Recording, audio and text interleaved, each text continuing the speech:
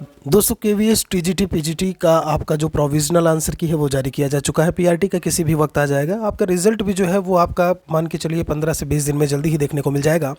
हम आपको बता दें, जब हम बात करते हैं इंटरव्यू को लेकर के, तो रिजल्ट के बाद आप ये मान के चलिए 10 से 12 दिन का जो प्रीवियस रिकॉर्ड रहा है 10 से 12 दिन का समय आपको मिलेगा। एंड आफ्टर दैट आपको कहीं ना कहीं इंटरव्यू के लिए ऐसे में जाना होगा। यहाँ पर एक चीज़ आपको बहुत अच्छे से ध्यान में रखनी है कि आपने अपने सारे डॉक्यूमेंट्स जो है वो रेडी कर रखे हैं, कि आपके सारे डॉक्यूमेंट्स तैयार हैं।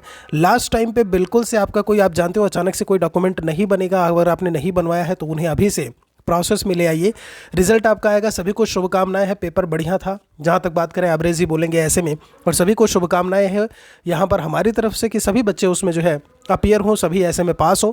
जब हम डॉक्यूमेंट्स को लेकर के बात करते हैं, कुछ इंपॉर्टेंट डॉक्यूमेंट्स हैं जिनके बारे में अपने इस वीडियो में यहाँ पर हम बात करेंगे। हमने केवीएस डेमो एंड इंटरव्यू नाम की प्लेलिस्ट है, ज़रूर चेक करिएगा। वहाँ पर इंटरव्यू प्रोसेस में इंटरव्यू कैसे क्या कुछ होता है सब कुछ बताना शुरू कर दिया है। अभी आपके ऊपर है कि आप किस तरीके से तैयारी करते हो या देखते हो उसे, ठीक है। तो सबसे पहले हम यहाँ पर शैक्षिक आपके डॉक्यूमेंट्स को लेकर के बात करें, शैक्षणिक डॉक्यूमेंट्स को लेकर के बात करें, तो यहाँ पर एजुकेशनल डॉक्यूमेंट में सबसे पहले शुरुआत जो होती है वो आपकी हाई स्कूल से होती है। देखिए, जब आप कॉन्ट्रेक्चुअल इंटरव्यू के लिए जाते हो, मैंने कई बार आपको बोला है, जितने कॉन्ट्रेक्चुअल इंटरव्यू में आपके डॉक्यूमेंट्स होते हैं उनमें एक दो डॉक्यूमेंट्स केवल यहाँ पर बढ़ता है, इजाफा होता है। वो कौन से हैं वो भी हम आपको बता देंगे। शुरुआत कहाँ से होती है दोस्त? 10th वाले आपके मार्कशीट और सर्टिफिकेट से होती है। 10th का मार्कशीट और सर्टिफिकेट, अब ये समझ लीजिए इसमें मार्कशीट भी है, इसमें सर्टिफिकेट भी आपका दोनों दिया हुआ है। 12th की बात करें, मार्कशीट और सर्टिफिकेट दोनों दिया हुआ है। बात आती है ग्रेजुएशन की, आप बीटेक हो, बीए हो, आपने कुछ भी ऐसे में कर रखा है, जो भी है आपका बीएससी है, तो ऐसे में उन तीनों ईयर के आपके जो है डॉक्यूमेंट्स होने चाहिए, चारों ईयर के डॉक्यूमेंट्स होने चाहिए, फाइनल वाला भी होना चाहिए, या जैसे भी हैं ये सारे के सारे ओरिजिनल डॉक्यूमेंट होने चाहिए। ये बात बहुत अच्छे से याद रखिएगा, सारे के सारे ओरिजिनल डॉक्यूमेंट होने चाहिए। डिप्लोमा या डिग्री की अब हम बात करें, सीधी सी बात है, सभी का आपका जो है, जब आप ग्रेजुएशन कर रहे होते हैं तो डिग्री आप मिल रही होती है आपको, जो है आपका डिग्री भी यहाँ पर ओरिजिनल होना चाहिए। बिल्कुल नहीं चलेगा कि अभी आया नहीं है कॉलेज से और सारी चीज़ें हैं और जो भी है, ठीक है। आपको अपने हाथ में इन फाइनल चीज़ों को लेकर के जाना है। केवीएस इसके लिए अलग से आपका जो रूल्स रेगुलेशंस हैं या फिर जो एक नियम, जब हम बात करते हैं इन्फॉर्मेशन, वो प्रोवाइड कराएगा, ठीक है। तभी हम आपको इसके बारे में इन्फॉर्मेशन देंगे। तो अब ये बात हो गई सारे ओरिजिनल डॉक्यूमेंट्स की।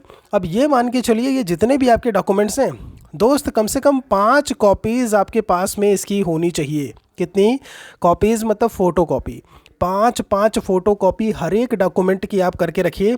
बहुत जगह आपको लगाना पड़ेगा, अलग अलग उसमें एक्स्ट्रा रखे रहेंगे, कोई इशू नहीं होने वाला, दिक्कत नहीं करेगा। नहीं होगा तो आपको लास्ट टाइम दौड़ना पड़ सकता है, ठीक है। ये बात हो गई। सीटेट सर्टिफिकेट की बात करें, ये तो आपको डिजिलॉकर से ही मिल जाएगा, वही आपका ओरिजिनल होता है, ठीक है। ब्लैक एंड वाइट ही निकाल लीजिएगा, ज़रूरी नहीं कलर निकालो तब जा करके वो काम करेगा। तो ये सर्टिफिकेट, अब इसमें दो चीज़ें होती हैं, एक मार्कशीट होता है, एक सर्टिफिकेट होता है, दोनों ही आपके पास में होना चाहिए। पीआरटी वाले ध्यान रखें 1 to 5 का, टीजीटी वाले ध्यान रखें आपका 6 to 8 का, बाकी पीजीटी वाले जो है उनका कोई भी ऐसे में सीटेट सर्टिफिकेट जो है वो नहीं मांगा हुआ था, ठीक है। तो ये भी आपका डॉक्यूमेंट पहले से प्रिपेयर होना चाहिए।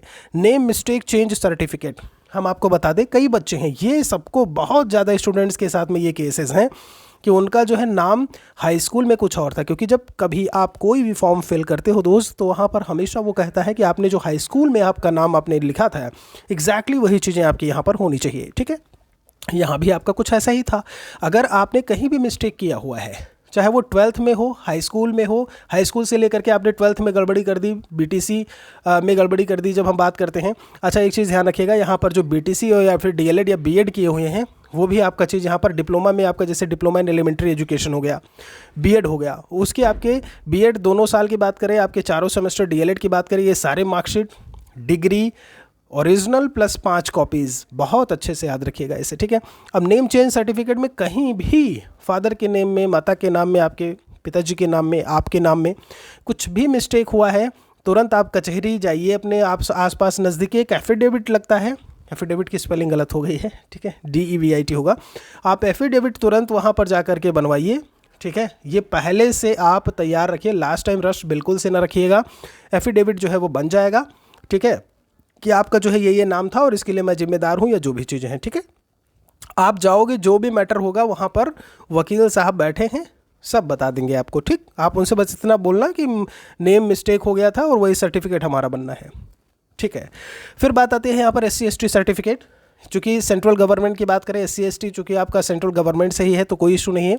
OBC में आपका क्रीमी लेयर और नॉन क्रीमी लेयर आता है। तो ये चीज़ मैं आपको बता दूं कि आपके जब आप KVS के लिए जब आवेदन आपने किया था उसमें पहले ही मेंशन किया हुआ था कि इससे पहले आपके जितने भी डॉक्यूमेंट हैं वो तैयार हो जाने चाहिए। तो अगर आपने अभी तक नहीं बनवाया है तो बनवा लो। संभव है कि हो सकता है आपका कुछ जुगाड़ लग जाए, चांस लग जाए, है नहीं, भाग्य जो है वो काम कर जाए। अदरवाइज सीधे सीधे KVS ने मना किया हुआ था कि आप फॉर्म भरने के बाद आप कोई भी सर्टिफिकेट जो है वो आपका मान्य नहीं होगा। ठीक। PH फिजिकली हैंडीकैप की बात करें, दिव्यांग वाला सर्टिफिकेट जिसका भी है वो बनवा के रखें। आप चूंकि सेंट्रल गवर्नमेंट की नौकरी है आपकी, हो सकता है आपको नॉर्थ ईस्ट भेज दिया जाए इंटरव्यू के बाद, है ना, आपको हल्दिया बस पश्चिम बंगाल भेज दिया जाए कि चलो भैया आपका पोस्टिंग वहाँ पे हो रहा है। In that case domicile certificate कि आप यहाँ से हो, आप यूपी से हो, ये चीज़ आपकी लग सकती है, इसे भी आप बनवा लीजिएगा। जनरल वाले भी ध्यान रखें और बाकी भी ध्यान रखें ऐसे में, ठीक है। वैसे यहाँ पर जनरल वालों के लिए ज़्यादा तो वो नहीं होना चाहिए, लेकिन फिर भी ये डोमिसाइल सभी के लिए है, ऑल कैटेगरी के लिए है, तो इसे आप एक बार ज़रूर जो है जब भी आप कचहरी या वहाँ पर जाएँ तो एक बार ज़रूर ऐसे में बात कर लें, और ये भी आपका पूरी तरीके से तैयार होना चाहिए। Biodata form, how to fill your biodata, ठीक है, कैसे फिल करोगे उसका बाकायदा वीडियो मैंने बनाया हुआ है, वीडियो के डिस्क्रिप्शन को देखेंगे आपको मिल जाएगा वहाँ पे। तो बायोडेटा फॉर्म ये आपको सेंट्रल गवर्नमेंट की जो KVS की वेबसाइट है वहाँ से उस टाइम पे मिलेगी, वहाँ से आप डाउनलोड करिएगा।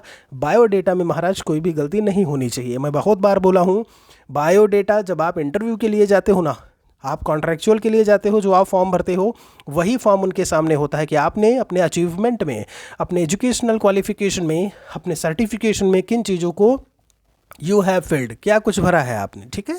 तो ये बहुत अच्छे से ध्यान रखिएगा, इनमें कहीं भी गलती नहीं होनी चाहिए, जेन्युइन इन्फॉर्मेशन होनी चाहिए। आप इस पोस्ट के लिए क्यों ऐसे में सूटेबल है वो सारी इन्फॉर्मेशन मैंने उसमें दी हुई है, बताई हुई है। फिर NOC सर्टिफिकेट, ये नो ऑब्जेक्शन सर्टिफिकेट होता है। किसके लिए होता है? जो सेंट्रल गवर्नमेंट या स्टेट गवर्नमेंट के एम्प्लॉई होते हैं, खासकर जब हम बात करें ऐसे में नॉर्मल टर्म्स में सेंट्रल गवर्नमेंट एम्प्लॉय के लिए कि हम यहाँ पर काम कर रहे हैं, तो NOC सर्टिफिकेट उन्हीं के डिपार्टमेंट से बनता है। और उसके बाद वो मान लीजिए आप यूपी पुलिस में काम कर रहे हैं, ठीक है, अब आपको यहाँ पर इंटरव्यू के लिए बुला लिया गया, तो इन दैट केस आपको जो है NOC सर्टिफिकेट जो है अपने डिपार्टमेंट से लेकर के जा करके वहाँ पर अपीयर होना होगा। तो ये हैं कुछ मुख्य डॉक्यूमेंट्स जिनके बारे में हमने बात की। इन सभी को आप अभी से प्रिपेयर कर लीजिए, माइंडसेट बना लीजिए। इंटरव्यू में कैसे क्या कुछ चीज़ें होनी है, मैं आपको लगातार वीडियोस बना रहा हूँ, डेमो क्लास में बोर्ड पे बता रहा हूँ। दोस्त, आपका सहयोग भी हमें बहुत ज़रूरी है। आप सहयोग करते रहेंगे तो हम और अच्छी तरीके से चीज़ें आपके लिए ले करके आ पाएंगे, आपको बता पाएंगे। वीडियो को शेयर करते रहिए, औरों को भी बताते रहिए। मेरे लिए कोई सुझाव है तो ज़रूर लिखें। बाकी कोई और सवाल है तो कमेंट सेक्शन में मेंशन करिएगा। बहुत बहुत शुक्रिया आप सभी का। जय हिंद, जय भारत, वंदे मातरम।